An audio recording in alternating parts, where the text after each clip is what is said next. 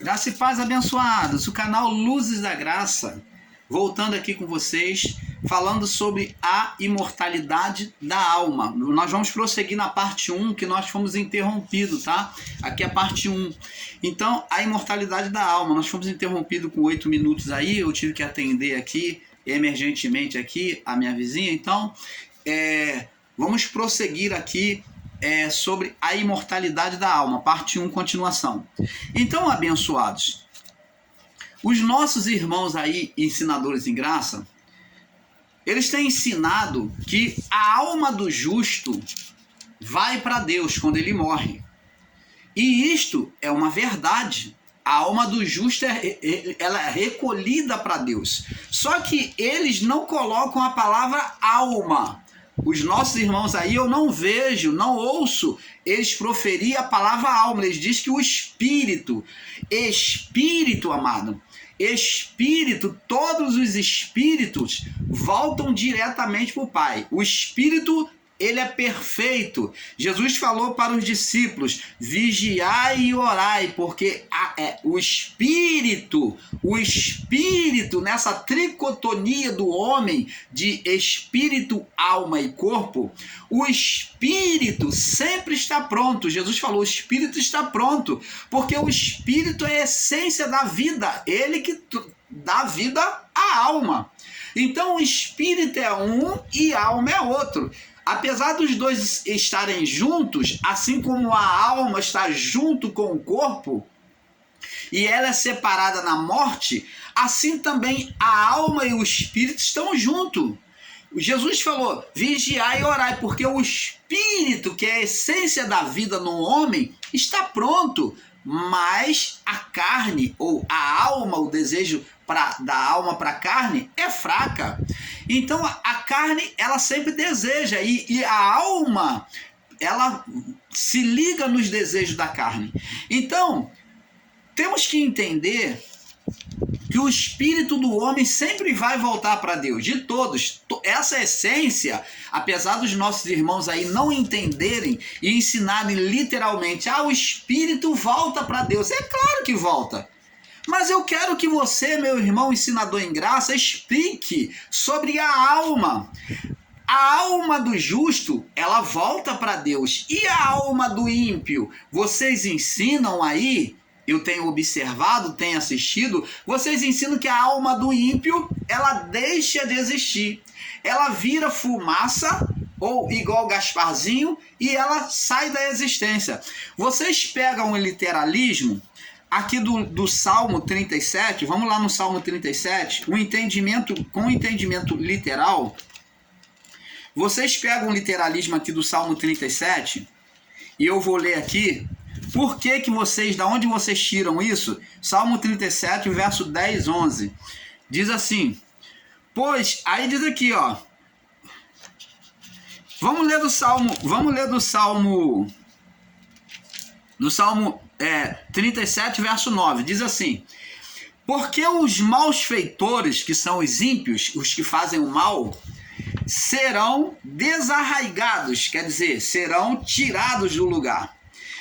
Mas aqueles que esperam no Senhor, que são os justos, ensinados em graça, herdarão a terra. Eles não explicam sobre esse herdar a terra. Nós vamos estar falando aqui no canal.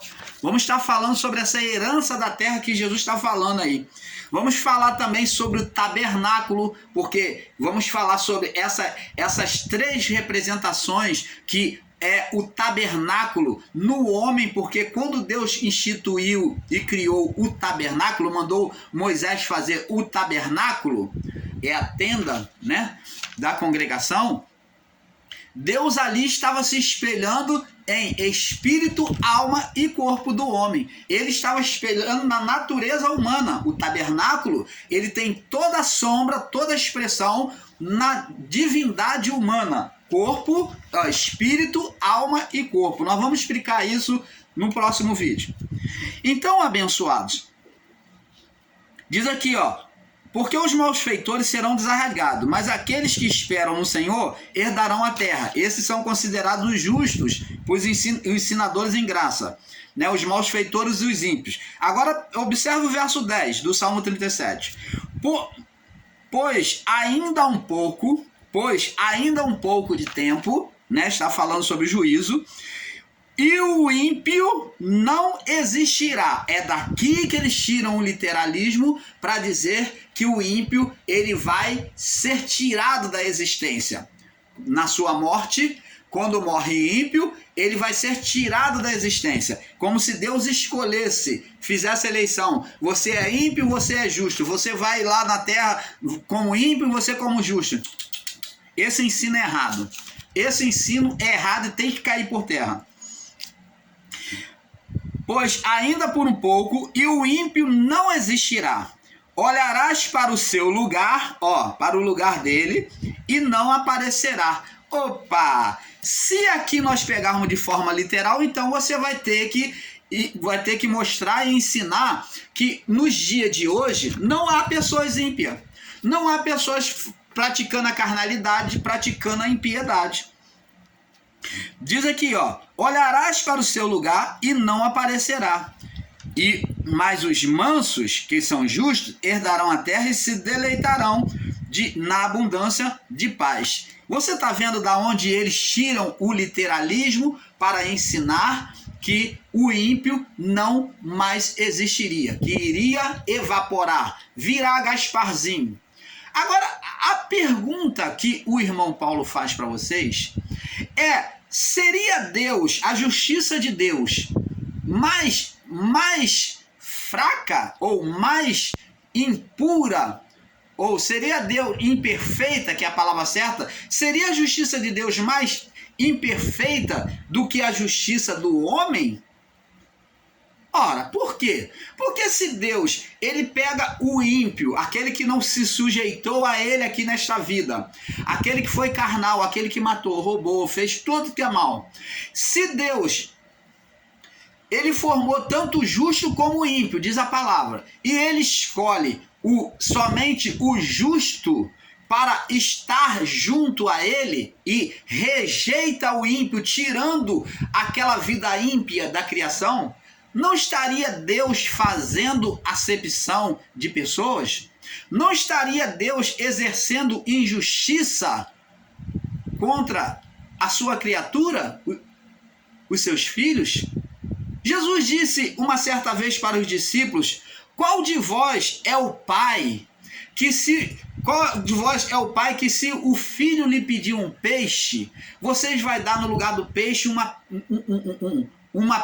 lhe pedir pão, você vai dar no lugar do pão uma pedra. Se lhe pedir um peixe, você vai dar uma serpente. Ou se lhe pedir um ovo, você vai dar um escorpião. Ora, se vocês que são maus, vocês sabem dar... Olha, ele faz uma comparação com a justiça humana com a justiça divina. Então ele mostra a justiça humana e fala, se vocês que são maus, vocês procuram dar boas dádivas, boas coisas aos vossos filhos, quanto mais Deus dará aos seus filhos tudo aquilo que lhe pedirem, todas as coisas boas que lhe pedirem. Então, abençoado, vê que a justiça divina, ela sobressai a justiça humana. E como é que se pode ensinar um Deus que lança no inferno e deixa lá para o resto da vida? Como é que se pode ensinar um Deus que, se é ímpio, pega o ímpio e tira da existência? Ele não mais existe. Como o próprio irmão Paulo também já ensinou errado assim. Não estaria Deus sendo pior do que o homem? A justiça de Deus sendo impura? Oh, abençoados! Vamos acordar. Nós, o canal Luz da Graça, ensinamos sim que o ímpio, a alma ímpia, a alma impura, ela é lançada no fogo eterno, para que lá seja apurada. Lá essa alma venha a ser queimada nas suas impurezas, porque a impureza está na alma. Diferente dos nossos irmãos ensinadores em graça aí, que estão confundindo alma com espírito, porque você não ouve eles falar sobre o termo alma. Eles falam que quando o homem morre, o espírito volta para Deus. Ora, novidade! Se você está pregando que o espírito volta para Deus, você tem que falar claramente qual é esse espírito. Porque espírito é a essência de Deus. Jesus falou para os discípulos lá no Getsemane, ele falou assim, olha, preste atenção, vigiai e orai, porque na verdade o espírito, espírito o quê? Humano, essência da vida, essência divina. Então o espírito, a essência divina está pronto, mas a carne é fraca. Então a carne, ele está falando do quê? Dos desejos da alma para a carne. Então a carne está ligada aos desejos da alma. Então a alma desejando os prazeres da carne. Então o espírito humano sempre vai estar pronto. Jesus, uma certa feita, para que você entenda melhor, para abrir mais ainda o seu entendimento, junta agora o que eu vou falar para você. Jesus disse assim, olha, eu tive fome e não me deste de comer, tive sede e não me deste de beber, estive nu, não me vestiste, fui estrangeiro e não me hospedaste, estive na prisão e não foste me ver, no hospital e não foste me ver. E os discípulos perguntam para Jesus o seguinte, quando é que nós te vimos assim nesses estados? Vou resumir, com fome, com sede, nu, estrangeiro, preso, no hospital. Quando é que nós te vimos assim? Jesus falou para eles, todas as vezes que você fizer a um destes nesse estado, que está mendigando na rua, o que está preso, o que está no hospital, o que está pedindo ajuda, com sede, com fome, toda vez que você fizer um desses, você está fazendo a mim. Opa! Então isso demonstra aí que Jesus está dizendo que em todo ser humano existe a presença de Deus, ou a essência divina, que Deus está ali pela essência divina. Esse é o espírito humano, a essência da vida. Por isso que ele diz, todas as vezes que fizeres a um desses, fazeis também a mim. Por quê? Porque a essência da vida está ali naquela pessoa que está sofrendo, que está presa, que está na prisão, que está no hospital, que está com sede, está com fome. A essência divina, o espírito, esse é o espírito, está ali, naquela alma, junto àquela alma. Agora, temos que entender que a alma, ela é que Deus vem tratar. Deus não trata o espírito, porque o espírito está pronto, como Jesus falou. Como Deus vai tratar o espírito do homem para ser perfeito, se o espírito já é perfeito, como estão ensinando aí em graça?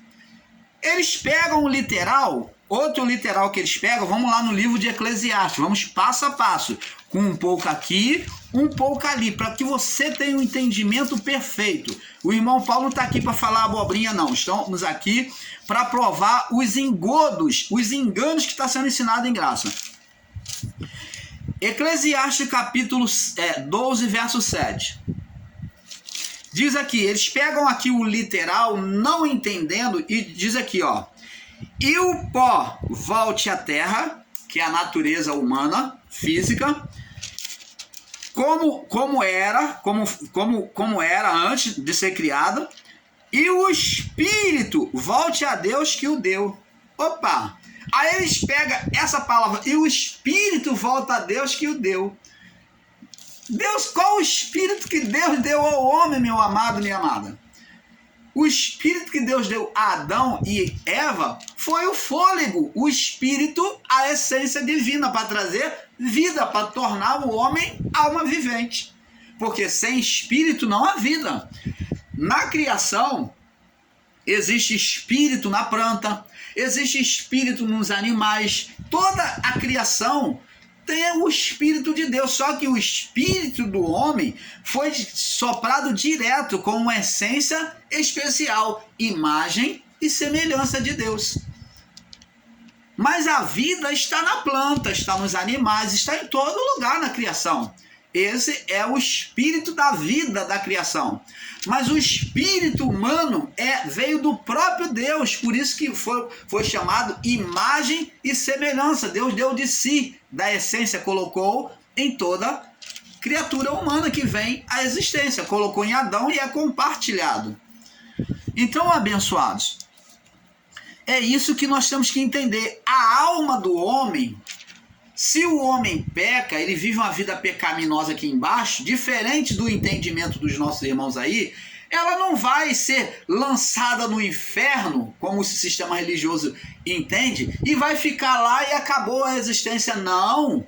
O inferno, ou o fogo do eterno, o fogo eterno, que é um fogo espiritual, é justamente para apurar a alma. E João Batista falou disso. Nós vamos ver aqui. Mateus, capítulo 3. João Batista entendeu isso, esse princípio. Olha o que João Batista disse. João Batista entendeu que a alma do ímpio, ela vai ser apurada. Ele disse aqui, ó, aos que vinham ser batizados por ele. João Batista 3, do verso 5 em diante. João Batista, Mateus capítulo 3, do verso 5 em diante. Me perdoe, amado. Então ia ter com ele Jerusalém, toda a Judéia e toda a província adjacente ao Jordão. E eram por eles batizados no rio Jordão, confessando os seus pecados. E vendo eles, quem? João Batista, que muitos dos fariseus e dos saduceus, que são os religiosos da época, que vinham ao seu batismo, vinham para ser batizados por ele, disse, raça de víboras. Aqui João está usando o termo víboras, que demonstra o quê? Descendente de Caim. Era uma ofensa que se fazia a os descendentes de Caim. Víboras, era chamado de víbora, de serpente, descendente da serpente. Então tá aqui, ó, raça de víboras, ou o mesmo que dizer, descendente da serpente, porque eles traziam o mal neles, né? Descendente daqueles que são maus. Quem vos ensinou a fugir da ira futura? Produzir, pois, frutos dignos de arrependimento. Então eles tinham que se esforçar para ter uma conduta de obedecer a palavra. E diz aqui, e não presumais, não coloca no vosso coração de vós mesmo, dizendo, temos por pai Abraão, não vai pular da genealogia não, porque eu vos digo que das mesmas pedras pode Deus suscitar filhos a Abraão. Agora preste atenção no que João Batista vai dizer acerca do juízo. Agora vem falar sobre o juízo. E também agora está posto, a partir de agora está posto o machado à raiz das árvores. Que árvore? O homem, que passou a ser representação das árvores, né? Usado como representação das árvores, né? Então, agora está posto o machado à raiz das árvores, no plural. Toda a vida humana, árvores, comparado naquela época.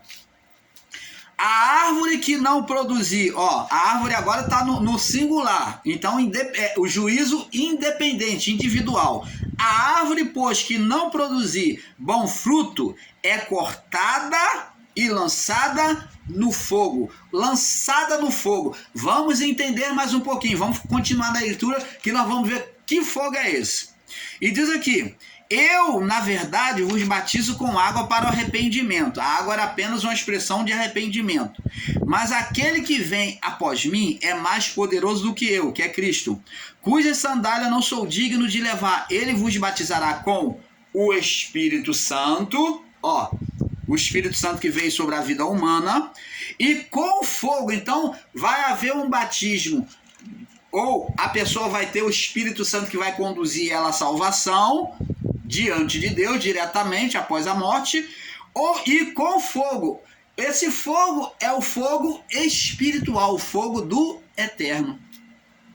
Não é o batismo com fogo que os irmãos do sistema religioso sentem aí o calor da presença de Deus e diz que é o fogo. Não, esse fogo dito aqui é o fogo do eterno, é o fogo que vem apurar, tornar perfeito. Tanto que ele está dizendo que ou vai ser batizado com o Espírito Santo, ou vai ser batizado com fogo. Que o fogo, ele vem pela palavra nos purificar, e se não se deixar ser purificado, for ímpio, vai sofrer o fogo do eterno. Aí João vem completar no contexto dizendo isso. Vamos ler o contexto agora para ver se o irmão Paulo está certo. Ele tem na mão a sua pá para separar o que? Justo e ímpio. A pá que fazia a separação. Limpará a sua eira ou as suas impurezas.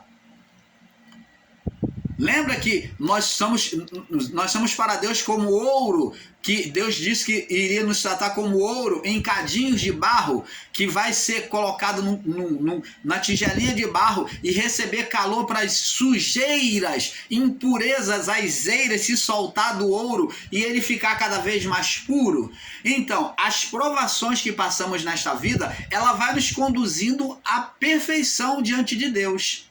Jó passou por uma prova, ele foi e recebeu o calor na sua prova, ele recebeu o calor para se tornar perfeito para Deus, mais perfeito ainda.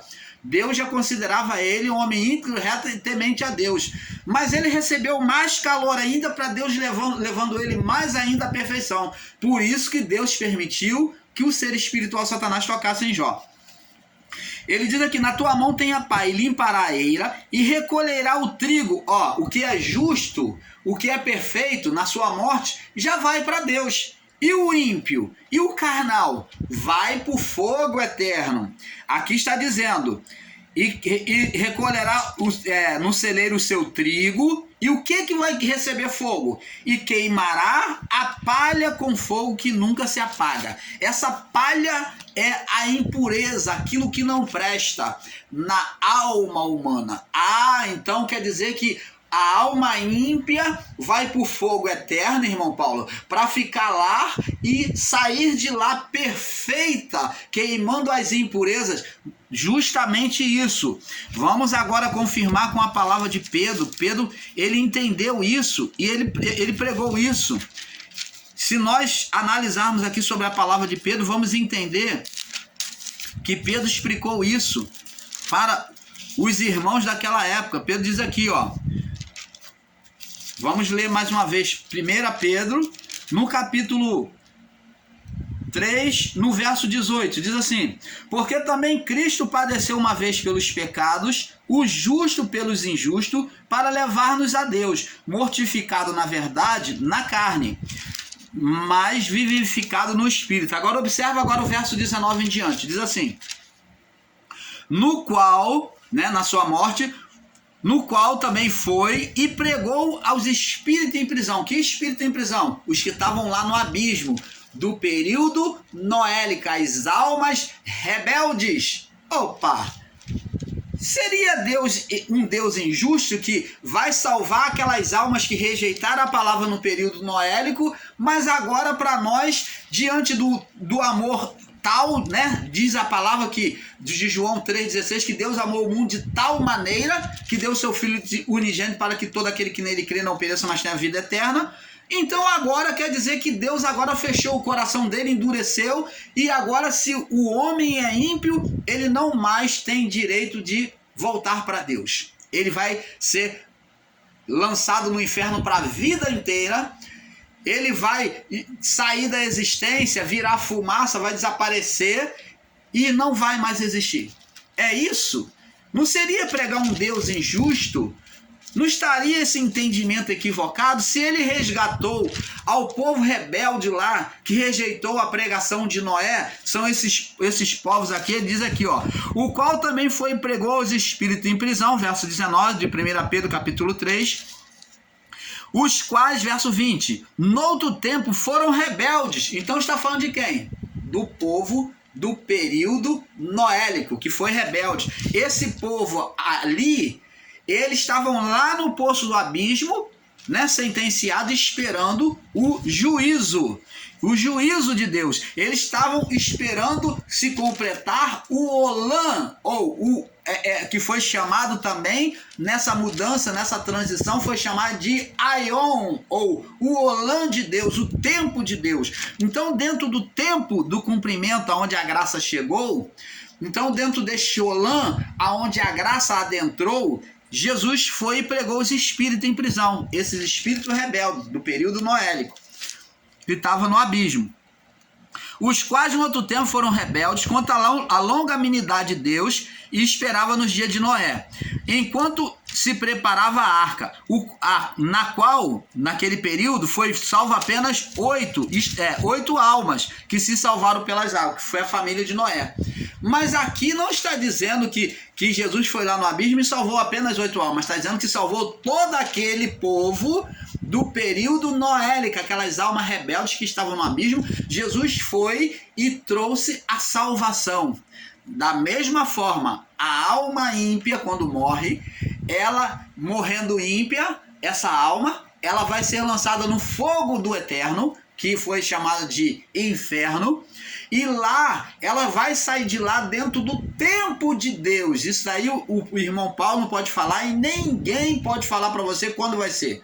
É dentro do tempo de Deus. Quando Deus vê que ela está perfeita, ela vai ser trazida de volta para Deus. Porque a palavra de Deus diz, todas as almas são minhas. Deus não perde nenhuma alma para o diabo, para os demônios, não. As almas vão para lá, para o inferno, ou para o fogo eterno, para poder saírem de lá apuradas. Lá são queimadas as impurezas da alma. Por isso que João disse que ele iria queimar toda a palha, toda a eira. Então, amados, é apenas um processo de condução. O que muitos irmãos nossos não entendem é que Deus nos pôs nesta vida com a natureza de espírito, corpo e alma, e ele vem tratar não o espírito humano, porque o espírito está sempre pronto, ele é perfeito, sempre foi perfeito. O espírito, ele caiu no estado de morte espiritual. Por quê? Por causa da alma. Porque a alma que conecta o homem com Deus, ela entrou em estado de condenação. Por isso que o homem, no seu pecado, ele gerou, pelo estado espiritual, um ser invisível, um ser chamado Satanás. Então gerou um filho deformado para Deus, um filho deformado, um filho do mal, em oposição a Deus e a criação. Então o primeiro filho de Adão e Eva foi gerado no plano espiritual. O primeiro filho de Adão e Eva foi gerado na natureza espiritual e não na natureza física. Na natureza física foi gerado Adão. E sobre a gestação de Adão, o ser que foi gerado primeiro no espírito, na natureza espiritual, ele ganhou legalidade também de gerar filhos. Então ele semeou a primeira semente dele, que foi semeada. Deus deixou ele semear uma semente, e por meio dessa semente sairia outras sementes, são os filhos ímpios. Não foi Deus que escolheu, você vai ser ímpio, você vai ser eleito e você não é eleito. Não. Foi o ser espiritual na legalidade, o primeiro filho gerado por Adão e Eva, que gerou no plano espiritual, o ser Satanás. Ele passou a ter legalidade de gerar filhos. Por isso que Deus falou que a serpente iria gerar por meio da mulher. E iria ter uma oposição. Então o primeiro filho gerado da serpente, do ser Satanás, foi Caim. Então, por meio de Caim, a semente que é dito lá na parábola do joio e do trigo, diz que enquanto os homens dormiam, veio o inimigo. Quem? O inimigo de quem? Dos homens e de Deus. Enquanto os homens dormia como, irmão Paulo? Dormência significa um estado de condenação, de pecado. Dormência significa estado de condenação. Então está dizendo a palavra, na parábola do joio e do trigo, que quando o pecado entrou, todos os homens dormiram. Então entraram em estado de dormência, dizendo que a semente de Satanás foi gerada, foi lançada ao joio no meio do trigo a partir do pecado humano, que é o estado de dormência. Por isso que a palavra de Deus diz: acorda tu que dormes, levanta-te dentre os mortos e Cristo te iluminará. Dormência é estado de pecado, de condenação. Você está entendendo, abençoados? Então, Adão, quando pecou, entrou em um estado de dormência, de morte espiritual, ou de condenação. Dormência de quê? Do espírito humano, porque o espírito humano passou a ser inoperante para Deus. Deus não podia mais, porque entrou em estado de condenação por causa da alma. E Deus o tempo todo vem tratar a alma do homem. Por isso que a palavra de Deus diz que a alma que pecar, esta morrerá. Morte da alma significa separação de Deus. Então, ela iria não subir e adentrar diante da presença de Deus, mas ela, estado de morte espiritual, estado de fogo eterno ou inferno. Você está entendendo, abençoados? Nós vamos passar para o próximo vídeo, porque é um pouco aqui, um pouco ali. O negócio está ficando bom. A imortalidade da alma. Vamos para a parte 2. Paz.